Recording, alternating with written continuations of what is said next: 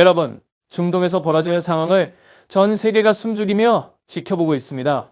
지금 여러분은 세계 24시 중동 전쟁 특집 속보를 시청하고 계십니다. 지금부터 오늘 가장 중요한 주요 소식을 전해드립니다. 2026년 3월 9일 아침, 전쟁 발발 10일째를 맞은 가운데 국제유가는 배럴당 119달러를 돌파하며 최근 4년 내 최고치를 기록했습니다.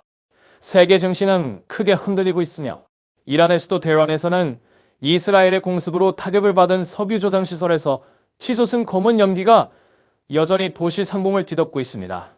이스라엘과 미국, 이란 사이의 전쟁, 이른바 영웅적 분노 작전은 지금 더 위험한 새로운 국면으로 접어들고 있습니다. 이스라엘이 처음으로 이란의 석유 시설을 직접 공격했고, 이란은 새로운 최고 지도자를 선출했습니다. 그리고 미국의 도널드 트럼프 대통령은 테헤란이 무조건 항복하지 않는 한 휴전은 없다고 밝혔습니다.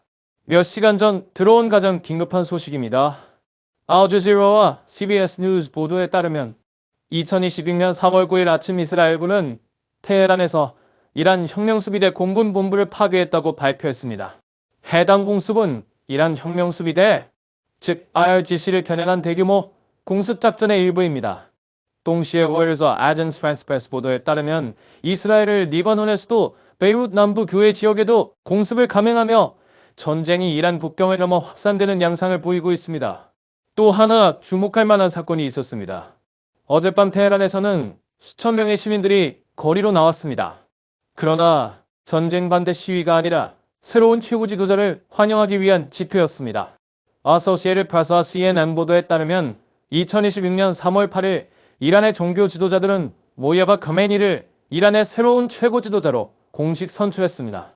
그는 전 최고 지도자였던 알리 카메니의 둘째 아들로, 알리 하메네이는 2026년 2월 28일 암살로 사망한 것으로 전해졌습니다. 미국의 도널드 트럼프 대통령은 즉각 반응했습니다. 그는 새 지도자를 경량급 인물이라고 부르며 미국의 승인이 없다면 오래 버티지 못할 것이라고 경고했습니다. 이스라엘 역시 유사한 메시지를 보냈습니다. 이스라엘 정보기관 머살은 SNS를 통해 이란이 누구를 지도자로 선택하든 그의 운명은 이미 정해져 있다고 밝혔습니다. 전쟁 피해 규모 역시 빠르게 늘어나고 있습니다.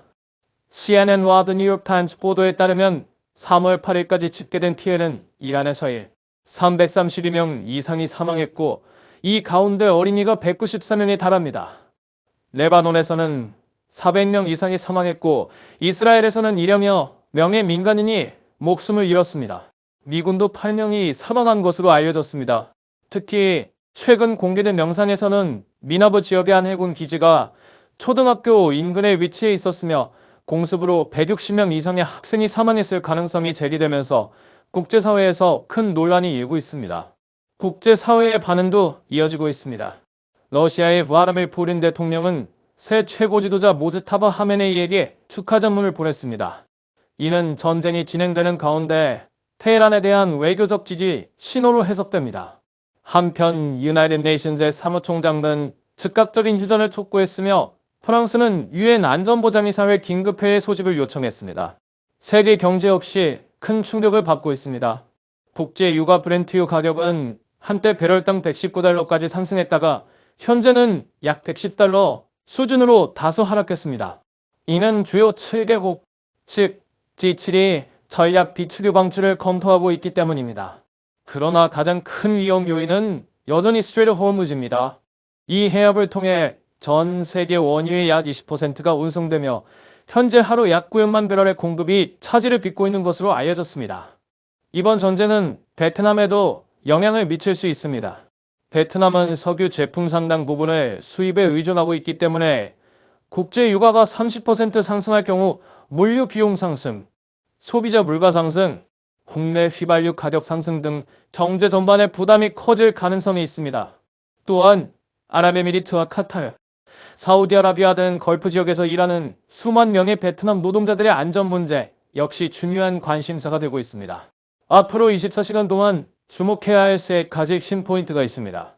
첫째, 이란의 새 최고 지도자 모즈타바 하메네이가 어떤 첫 공식 입장을 내놓을지입니다.